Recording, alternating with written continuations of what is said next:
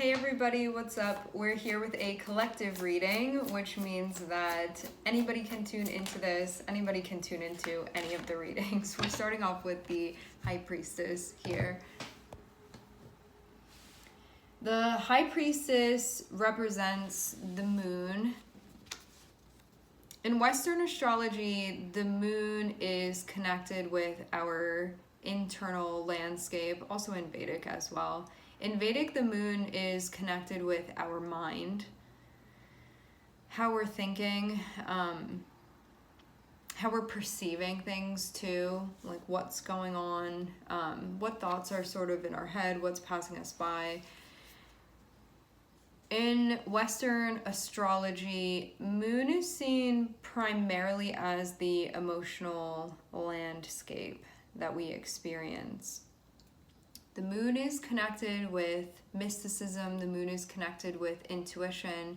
The card of the High Priestess is connected with our higher selves. The card of the High Priestess is also connected with divine wisdom. It is connected with cosmic wisdom. The High Priestess is the counterpart of the Hierophant, where the Hierophant can be more organized knowledge, more like religion or schooling or doing something more traditionally. That's the masculine energy, whereas the High Priestess is the feminine energy. It is the chaos, it is the raw vision, that raw intuition. I see it very much as being that connection with our higher self and the things that we don't need to see empirically in front of our face to know it because it's already within there. The High Priestess is connected with our remembering, and it's also connected with the truth as well. The order of things too, and understanding sort of the mechanics behind that and how things fall into place. High Priestess can be the energy too that comes through that sometimes is more difficult to hear, difficult to listen to, but it is the truth. And we know that when we tune into it. High Priestess can also be more associated with going in the direction of things that are connected with mysticism or more underground, taboo, esoteric in nature.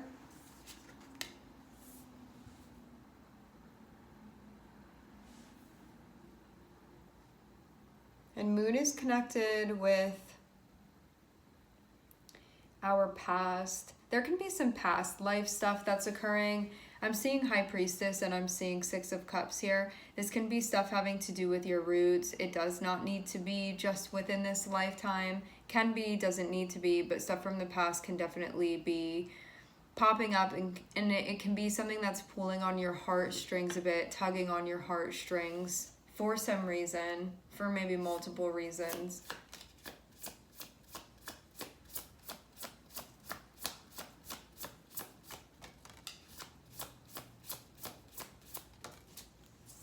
I'm seeing Ten of Pentacles, Three of Wands.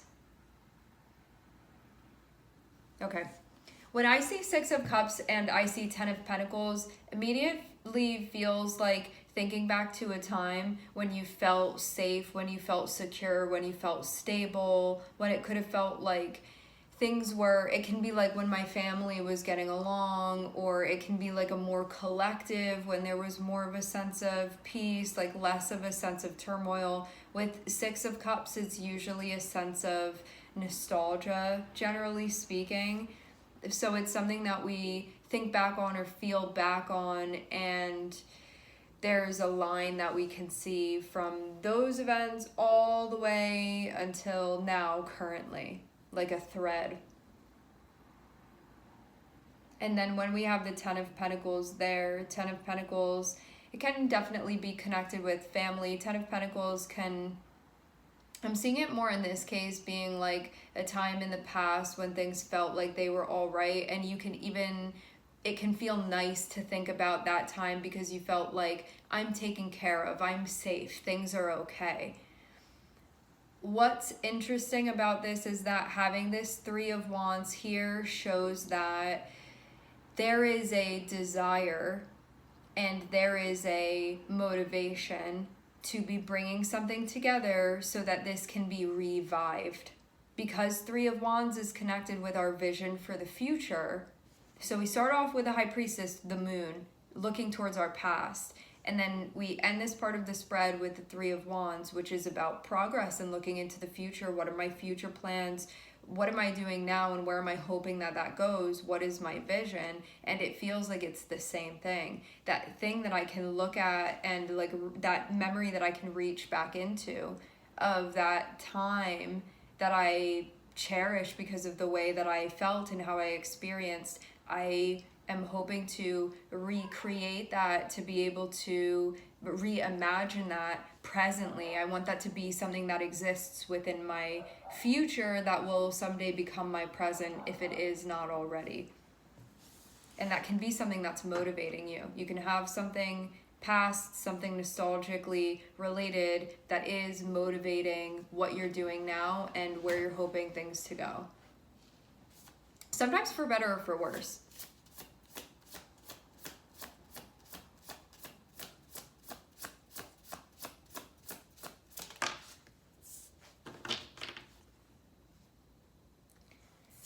Okay, High Priestess being connected with Knight of Wands.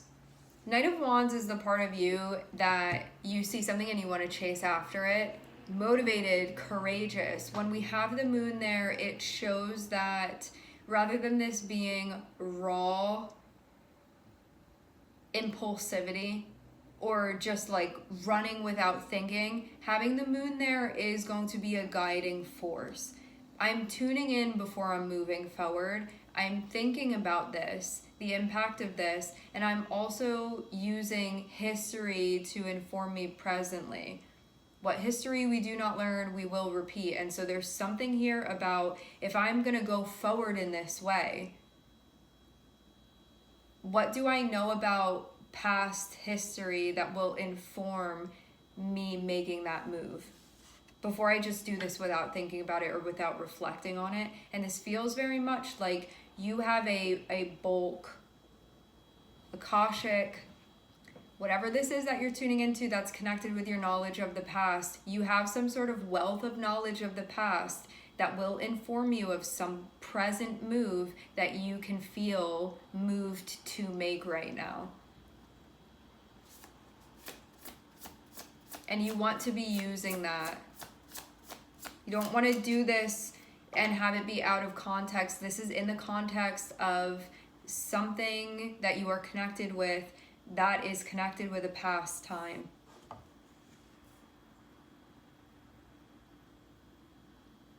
This also feels like transcending what you want to transcend as well.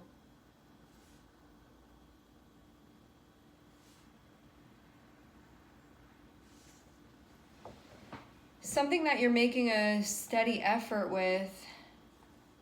So Knight of Wands flows into Six of Wands, which shows you unleashing your ambitious side here, your courageous side to move forward with something that you want to move forward with. I feel like your past helps you with this. Whether this be information that you have, knowledge, and somebody around you can tell you about it. Maybe you're like going to an ancestor and connecting with them and they're giving you information. However, this is just like your own personal experience of your past life stuff. You moving forward with this, you're going to get an auspicious outcome with Knight of Wands moving into Six of Wands. So Knight of Wands is the part of you that you see something, you're like, I'm gonna get in this race and I'm gonna just like let my feet take me as far and as fast as I can to cross that finish line. And then Six of Wands shows you doing that successfully. It shows you running through the ribbon, you cross the finish line here.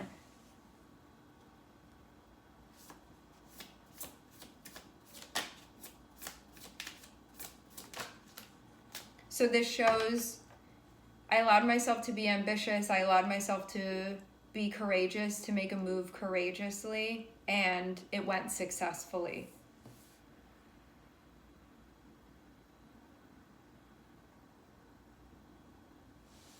And your energy is standing out now because of this.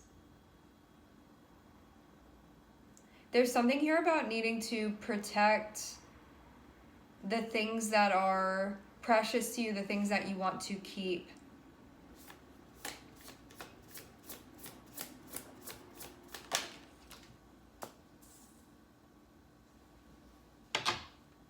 Okay.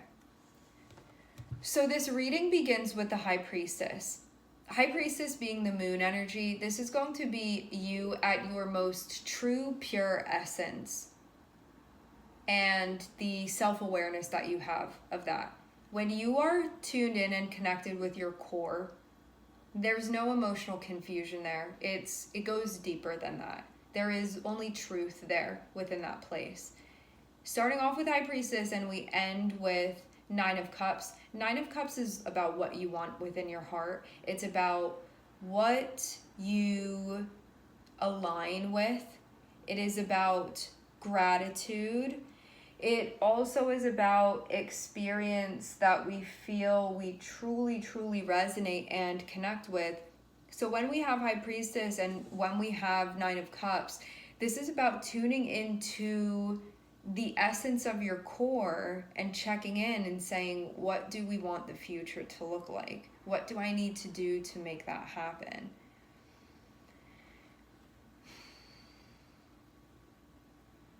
Having Six of Cups and having Seven of Wands connect with one another. I wonder if this is about needing to be present and not to be overwhelmed with a sense of nostalgia and not be overwhelmed by the past so much so that you don't be true to yourself now. What I mean when I say that is, if there's a really strong connection to the past and there's a place where you are presently and those don't totally overlay, like they're not an exact replica of one another, this is about needing to stand alone or stand out or honor yourself or honor your individuality here, especially with where you're standing now.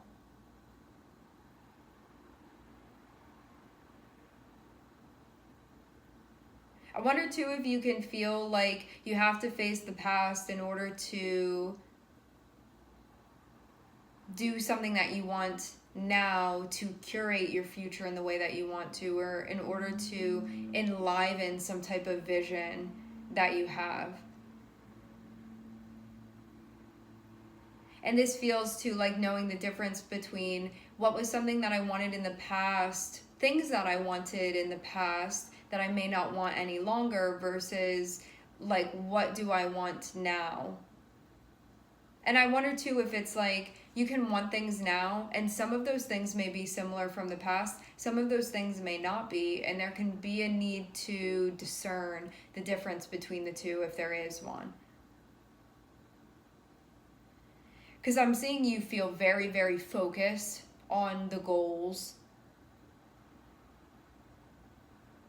and very, very focused on this vision and making it happen, and a lot of energy behind that. And there can be some stuff that has to be done. Sometimes Seven of Wands is about standing up for ourselves or defending ourselves in some way, but I'm seeing it be more so in the way of a vision that you have that is reflective of your essence. And you can have stuff from the past that can be potentially holding you back a bit. It may not be so relevant, or it can be something where you feel like there's nostalgia that's connected with the past, but that's not what's presently going on, and you have a different idea for things now. And this is all about cultivating security and stability within your life and things being good, and you not having to worry, not having to stress about stuff because things are functioning properly the way that they're supposed to. But that's going to look different for each of us. And so there may be stuff from your past where like it worked this way in the past, but now where you're standing, you need something to look a little bit different. And so there's going to be a separation from what that was in the past, and separating like nostalgic past from present and what this looks like to you now, and you really tuning in and listening, because sometimes it can be hard with the High Priestess here, because you already know within your heart, but it can be difficult to tune in and to listen to that, because it can tell you things that mean I'm gonna have to do something difficult here. I may have to stand alone here. I may have to do some stuff, and it feels really stressful thinking about having to do that.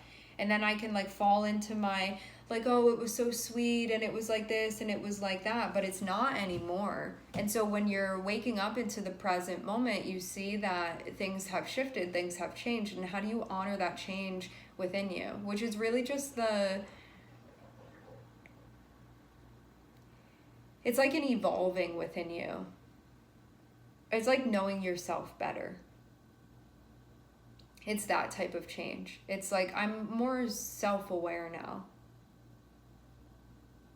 There's more of a sense of realization.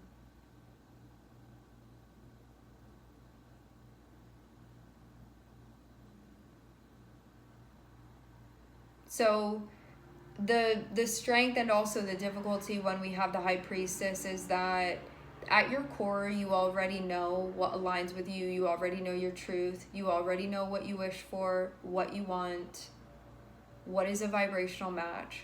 However, it can feel difficult sometimes to admit to what that is, to reveal that truth to ourselves.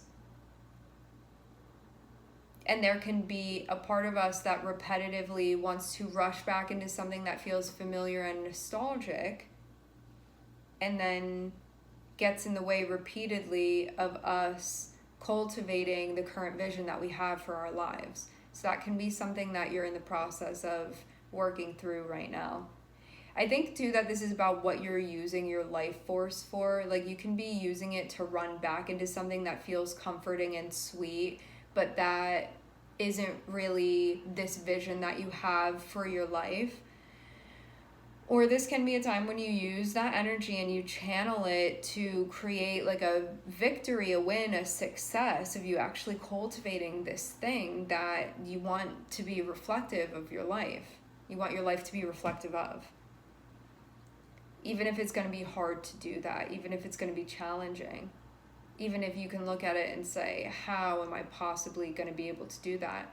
And you'll find that when you allow yourself to channel your authenticity, to channel your bravery here, you're actually able to do what you may have looked at before and thought was impossible, yet for you it's not.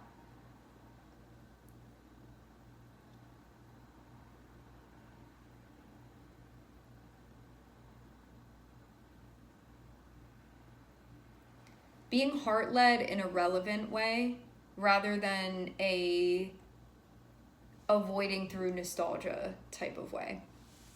All right, my friends, we are going to leave the reading here. I would like to thank everyone for connecting. Thank you for tuning in. I'm sending everybody love, and I hope to catch you guys next time.